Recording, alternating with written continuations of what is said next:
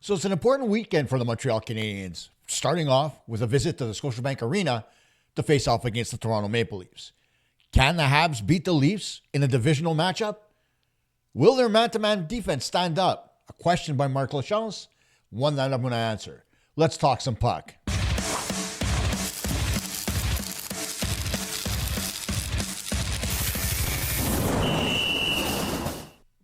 Hey gang, Kosta here from PuckTalk Montreal, welcoming you to this December 5th edition of the show. Really closer to December 6th because I'm doing this close to midnight, but whatever. At the end of the day, it's Habs Leafs. And I'm giddy. And I sat back and I was thinking to myself, man, oh man, how am I going to approach this game day?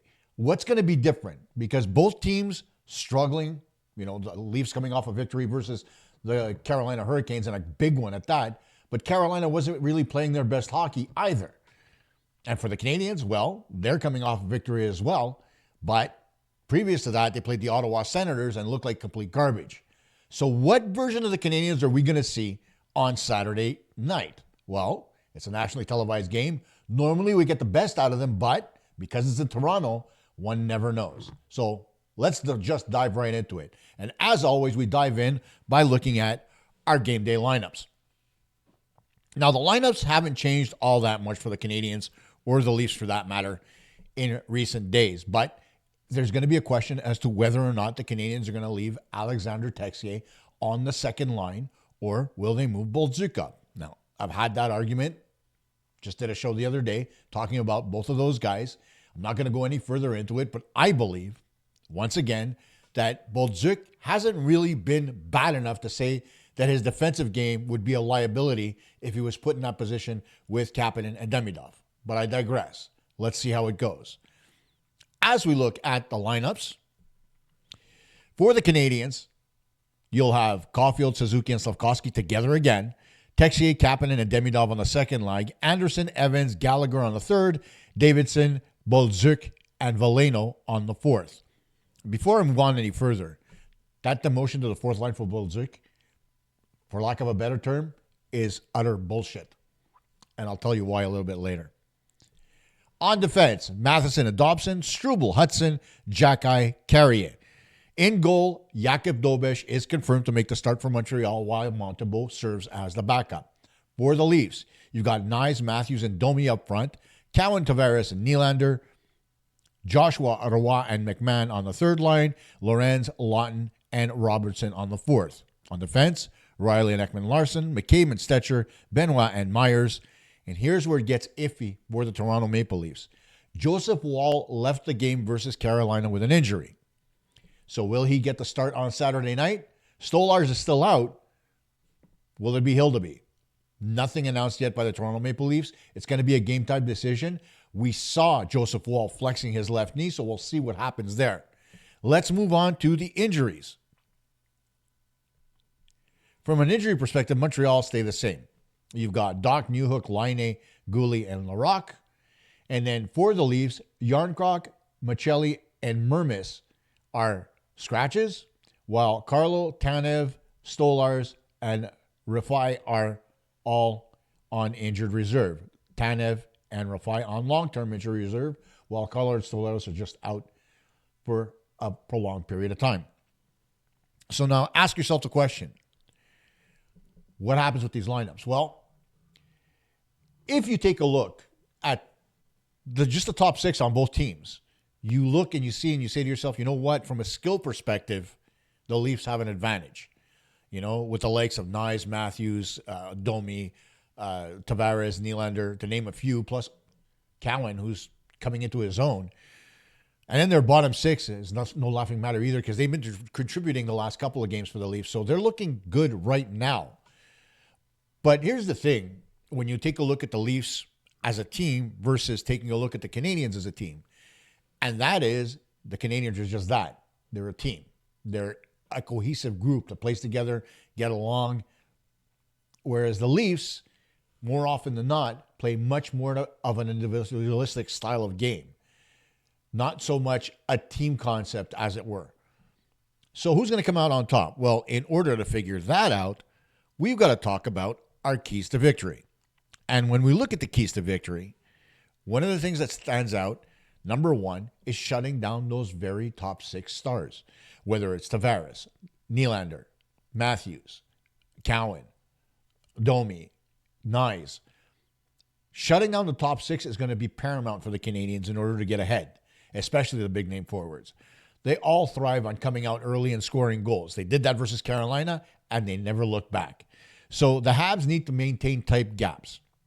They have to have strong back pressure, and they need to have quick support in the defensive zone to help their defensemen be more effective. I'll talk about that later in the show when I talk about playing man-to-man defense, because it's going to be an important part here that all of you need to understand. And again, thanks to Marc Lachance for bringing this up. I was supposed to do this show a while back, didn't do it. I'm doing it now. Let's put it that way. The second thing Montreal has to do is they have to mitigate the damage from the front of the net. What I mean by that is simple. Toronto loves to shoot and follow, for lack of a better way of putting it. They shoot the puck at the net, and then they drive the net looking for rebounds. They are masters at it because they're coached by Craig Berube. Berube was that kind of player, whether he was with St. Louis, Toronto, Philadelphia. He put pucks on net and then go and try to get the rebounds. Whether they were his shots or his line mate shots, it didn't matter. He was a dog in a bone, and that's what he's trying to teach his Leafs to do. That's why he gets so frustrated, because they have the skill to put points on the board. There's no doubt there. But when they face off against teams that are good defensively and they don't follow what he's talking about by shooting the puck and going in to fetch the rebounds, they don't have success. Against Carolina, I come back to that game again, they did exactly that. They pounded the net. They shot, they went in. They shot, they went in. They were relentless. That's why they ended up winning the hockey game. So you got to make sure that you keep sticks clear from the front of the net and bodies out from in front of Dobeš. That's number one. Box out hard for defensive rebounds, because the Leafs are going to be coming in hard to get those rebounds. And you got to do the same thing to them as they're doing to you. I've been saying it for days. The Canadiens need to disrupt the Toronto Maple Leafs in the defensive zone when they're on offense to create secondary scoring opportunities. We don't have enough of them. That's the reason why the Canadiens' shot output is so low, because more often than not, they're one and done. No, you need to shoot pucks, get on the net, try to get your rebounds, and you'll have a little bit higher shot total and more success. And they're still considered high danger chances because you're getting your rebounds from right in front of the net or thereabouts. So there's no harm in playing that way. The Canadiens also have to remain disciplined. We know about the Leafs' firepower on the power play, right? Whether you're looking at them playing with Riley up top or Ekman-Larsson or whoever is there, along with Tavares, Nylander, Matthews, Nyes. I mean, that power play can be just as lethal, if not more lethal, than Montreal's. By the same stretch, Montreal can definitely take advantage of the Leafs on the power play. The Leafs are not known for being that good on the penalty kill. So it's going to be a battle of special teams again. Whose penalty kill is better? Whose power play is better? Right now, the Montreal power play looks really good. The Leafs, it's hit or miss recently, but that could change in a heartbeat with the amount of talent that Toronto has. So mitigate the amount of times you're in the penalty box versus the Leafs. And I know it's a rivalry game. It's hard to do. But at the end of it all, the most important thing is get in there, get your power plays, score on those power plays, take advantage of that, because right now the Canadiens are struggling at 5-on-5 to put any points on the board. That is going to be the key. Toronto's going to try to dominate at 5-on-5. The Canadiens are going to have to try to do better. They need to clog the middle of the ice. They need to be more aggressive in the offensive zone. When they take the middle of the ice and they control it, Toronto's got nothing. They end up on the perimeter. They end up shooting from the outside and not being a very dangerous hockey club. If the Canadiens allow the Leafs to come in transition up the middle, kiss the game goodbye. But there's no more simple way of putting it. Montreal has to make sure they attack Toronto's defense with speed. If there's one thing that we all know about Toronto's defense, even though they have the talent of guys like Riley and Ekman-Larsson back there, the one thing is certain, that they are not fleet of foot. If you come in with speed against that defense, you're going to be able to wreak havoc on them and have them chasing you all around the offensive zone. It's what they do. So attack hard. If you don't get the puck right away or you can't carry the puck in, finish your body checks. Make them pay for getting that puck. It's one thing that irks me about Montreal is that they have the opportunity to finish checks along the half wall when the pucks are beyond the hash marks, deep in the zone. Whether it's a hard dump in or whether it's a soft dump going cross corner, the Canadiens get there, the Leafs move the puck, and the Canadiens just turn away. That's not how hockey's played. You need to make sure you let the other team know that, hey, you had the puck, you're getting one from me. If they take, if they don't like it, they'll take a penalty. It's as simple as that. But you need to get in their face, you need to finish your body checks, and you need to get in with speed. Just hammer them. The Leafs defense can't handle it. We've seen it in the past. Let's do it again. And try to simplify your breakouts, right? Don't look for long stretch passes. Don't look for these home runs. Don't stretch the D out and jump the zone too early. Because against the team like the Leafs, if they get the puck in the neutral zone and you've stretched too far, they're ramming it right back down your throat. So make quick, short passes. The wingers need to make sure they support down low, get to the hash marks, and you need to avoid making blind plays in your own zone because the Leafs are notorious for picking passes off when you do that. They are in on the forecheck. They follow you. They will make sure that they make your life a living hell, and they'll intercept passes. You do that, their quick strike offense is going to kill you. So there's your 5 keys to victory, okay? Shut down Toronto's top players. Win the net front battle on both sides of the ice. Stay disciplined and keep the Leafs off the power play. Attack the Leafs D with speed and make sure you have smart, simple breakouts to avoid costly turnovers in your own zone. Those are your keys to victory. That's the reason why Montreal can beat the Leafs. Now, the other part of this equation, and the part that Mark has asked about time and time again, and I apologize for not getting to it, is the debate about the Canadiens playing man-to-man defense. And I went back and I looked at some video. And much like other teams have done, be it the Rangers back in the 90s, or under Gerard Gallant, I should say, or Detroit when they were winning Stanley Cups, or Colorado for that matter when they were winning cups back in the early 2000s. The one thing about man-to-man defense that they played, it wasn't really man-to-man. It was more of a hybrid.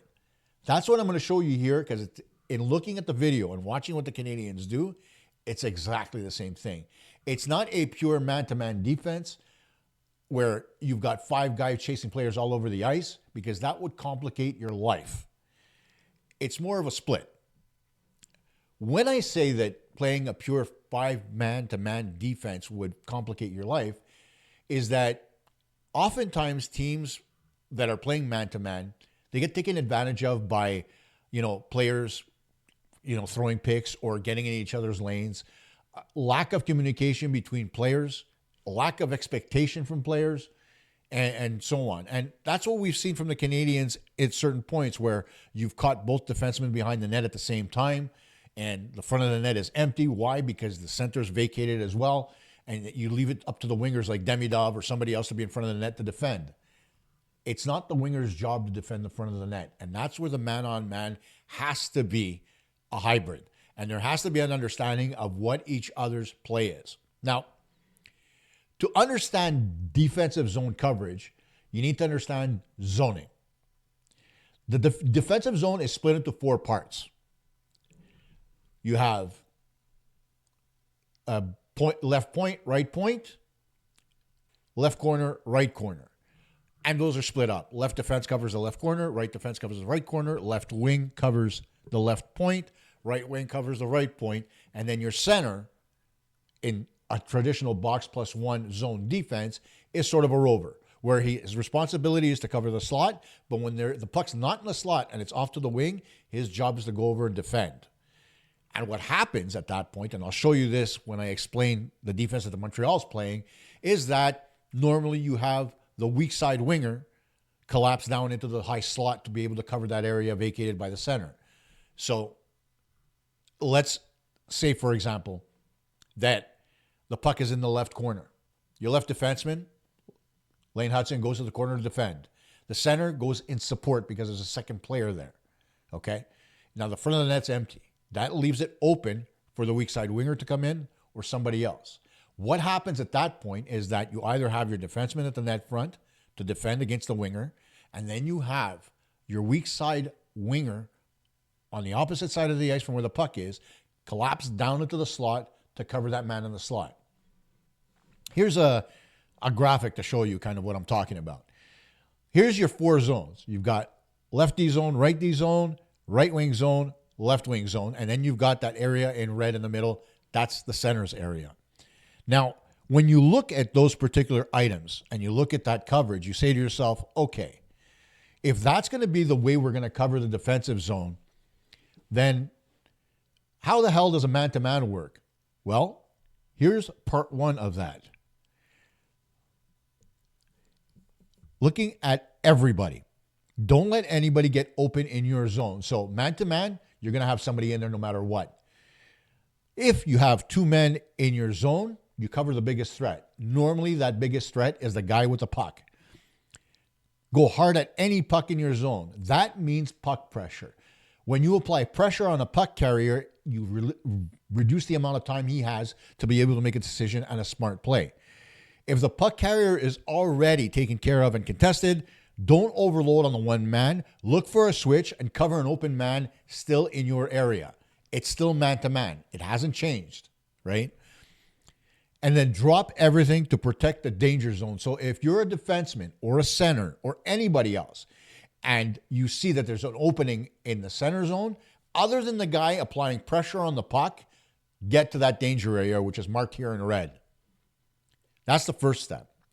His second step in man-to-man is about the wingers. The wingers, okay, they have the easiest job on the ice, okay? They need to stay on the points. Simple. If the point gets time to make a play, you've goofed. But again, if the point isn't wide open and they're back near the blue line, they're not as dangerous as you might expect, or back in the old days where you had guys with absolutely booming slap shots. Those days are done. But as I mentioned, if the centerman vacates the danger zone, which is the C zone, and he goes into one of the lower zones below the hash marks, then it's up to the winger on the weak side where the puck is not to get into the danger zone and cover the high part of the slot. The lower part, that's normally covered by the weak side defenseman because you're not spread out in the entire zone the entire time. Normally, you're covering 3/4 of the zone and not the whole thing. And what I mean by that is that you shift left to right as the puck is moved. And wingers only help out down low if they are sure they're able to get back to the point. That's why, under normal circumstances, what you do is you say, okay, don't go down below the hash marks to cover somebody, because then you're chasing and you're leaving the point open and you're forcing somebody else to come out of position to go get that guy. So if you, as a winger, rule of thumb, play within the point and the hash marks, you're going to be okay. You're not going to be caught out of position because you've got the easiest job. Your guy is pretty much the guy on the blue line. That's the guy you're covering, period. So you don't have to worry about pucks going down low. You don't have to worry about anything. If you stay up high and you cover your defenseman, you've done your job. It's as simple as that. And then the third part of all this is the center and defenseman. They actually function as a 3-man defensive unit. It's not center and 2 defensemen. It's 3 defensemen at that point. Because when the defenseman goes to the left side to go get the puck, then the first guy in there in support should be the centerman. It should not be the defenseman from the opposite side. His job is to cover the front of the net. That's as simple. So you always stay between your man and the net when you're defending. Okay? There's no, stepping around him, getting behind him. If you're in between him and the net, you're in a good defensive position. The other thing you got to do is watch the play and anticipate passes to your man, the guy that you're covering. Okay? Only the D ever leaves that danger zone to go into the corners to defend when the pucks are out wide, for lack of a better way of saying it. That's the only reason the D leave the danger area. Otherwise, they're inside the danger area at all times. If the puck is up at the point, your D are in the danger area. If wingers are on the outside of that, don't chase them there. You don't have to. You're still covering them because once they get a puck down low, the defenseman on that side will go and cover him. It'll still be man-to-man. But in the meantime, you're overloading the front of the net so that you have numbers. It's a key element to defending. You need to have numbers. And then the center never leaves the danger zone to help along the boards. You wait and you wait and you wait and you help out below the goal line, but you don't leave the danger zone for any other reason, right? You go out there to defend against a walkout from behind the net or to jump on a loose puck. That's it. And that's your man-to-man. It's that simple, okay? If you stay on your man in the zones that I've defined, okay, and you cover your man in there, even if he leaves that zone, once he leaves that zone, then your center can actually switch with you and cover that guy and follow him around the perimeter. And then if he comes down on the right-hand side, then, well, your right side defenseman covers him as he comes into his zone. That becomes man-to-man, and the center switches. That's the key to man-to-man defense. It's not about staying with the same guy the entire time you're in the zone because you're going to end up gassing yourself inside the first 30 seconds of your shift. The idea of a man-to-man is to be as close to the man as possible to be able to pounce on pucks and pressure the puck carrier. But by the same token, you still need to switch with guys that are in your zone to be able to cover the entirety of your area. It's never as simple as chasing a guy around. Chasing a guy around is what got Arbor Jackeye in trouble because Jackeye would go from the left defense zone and chase guys all the way up to the point, leaving his zone vacated. Easy for the team to throw a pass back to an open area. You can't do that. And we've seen this early in the season as well, where players like Carrier jump out of the danger zone to go help along the boards, leaving the front of the net wide open. Man-to-man is still a zone-defined defensive scheme, with one exception, right? Is that you do not leave your area, which is hashtags, the hash marks and below, unless you have possession of the puck. Once you have possession of the puck, you can move up the ice. Your job is done man-to-man. But so long as the puck is in your defensive zone, your job is to cover the danger area, which is the area that extends from the trapezoid behind the net, around the circles, top of the point, back down to the faceoff dot, and back to the trapezoid. It's almost a full circle, right? That's the area that needs to be defended the most because that's the area where prime opportunities come from. If you keep the puck out of that area, more often than not, you're going to win hockey games. Simple. So take a look at it again. I'm just going to show it to you. You take a look at the zone as it is. Left D, right D, left wing, right wing. Hash marks. C zone or danger area. That danger area is supposed to be defended by 3 players, period, at all times. Whether it's the left winger coming down because the defenseman's coming into that area, or whether it's the left defenseman coming up because you've got a forward getting into that area. Simple concept. You follow them in. You stay on them. You keep the gap within a stick length. You don't go beyond that. If the guy's outside a stick length from you, and you're in your defensive zone or inside the danger zone, he's going to be outside the danger zone in a stick length. You don't have to chase the guy. Let him be shifty. Mirror him. Don't pounce on him. If he loses the puck, that's when you go. But so long as you keep him within a stick length. If he's outside a stick length, then you're not doing your job very well as far as covering him. The only guys that are allowed to be outside a stick length are the wingers. Why? Because they need to be outlets on the breakout. The minute your defenseman or your center get possession of the puck, they need an outlet. A winger at the blue line is not going to help them. A winger at the hash marks, as I mentioned, keeps the pucks quick to the wing and out of the zone. Otherwise, you're pounding it off the glass or the boards, sending it out the center, and allowing the other team to regroup all the time, keeping you on your toes back in the defensive zone. And again, killing your energy. It's the one thing that people don't get here. And that is, if you play a pure man-to-man, you cannot conserve energy defensively. You will never get the puck and take it up into the offensive zone. I can tell you that. What's going to happen is you're going to burn out a minute and a half in your own zone. You're going to have to dump it in, give it to the other team, go to the bench on a change, and then have them start the thing all over again. That's why the Montreal Canadiens actually play a hybrid when it comes to man-to-man coverage, right? They'll follow defensemen in. If a defenseman goes in behind the net, the winger will follow him. But once the winger follows him, that point area is vacated. There's nobody there. There's no danger. That's okay. If the the strong side winger or the weak side winger decides to go into that area and feed it, somebody's got to cover him. Normally, that's the winger. He's got to get back there. So you switch. He comes down. He chases his man.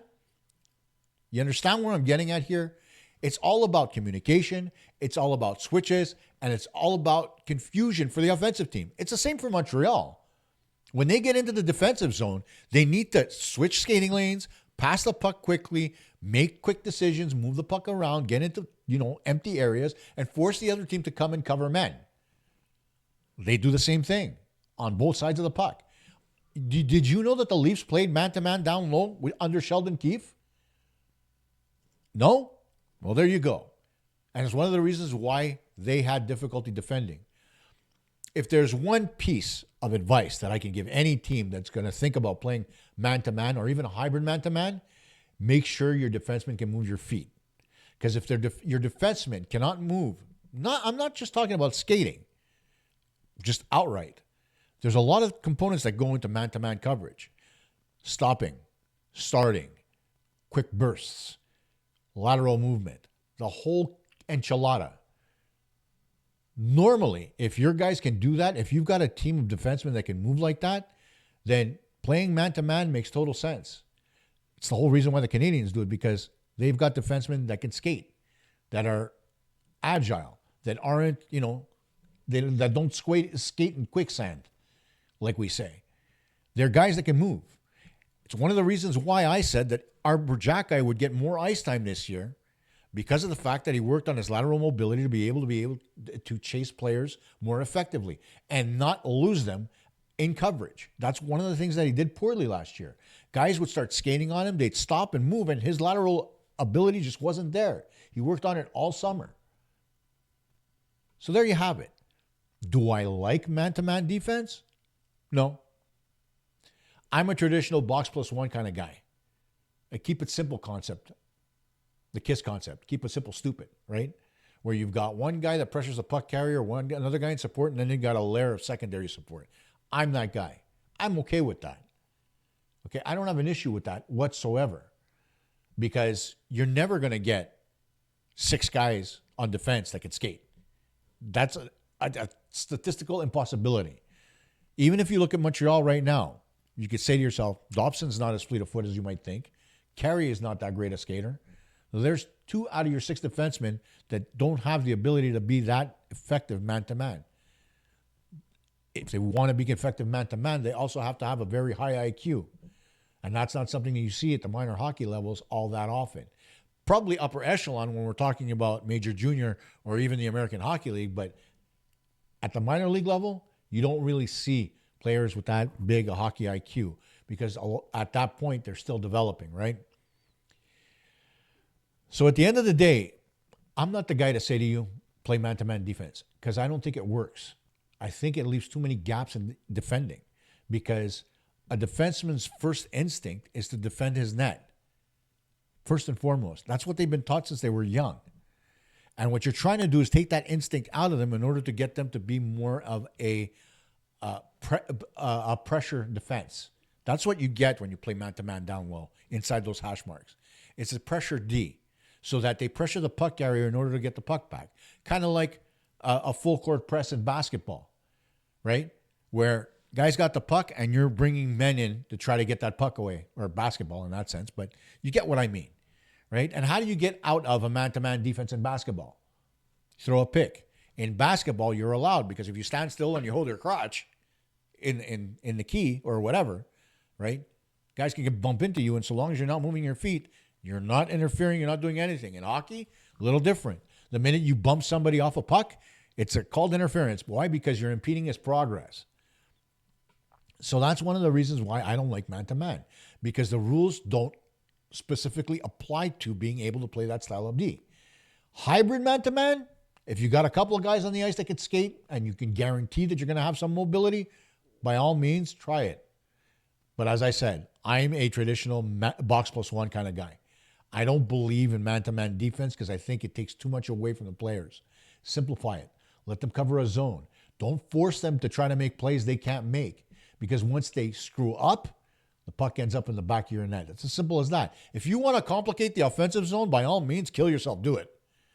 But don't do it in your own zone, because at the end of the day, the puck ends up in the back of your net, and what you do is you end up with a couple of goaltenders that don't have a lot of confidence. Get where I'm going with that? So what do you think is going to happen tomorrow versus the Leafs?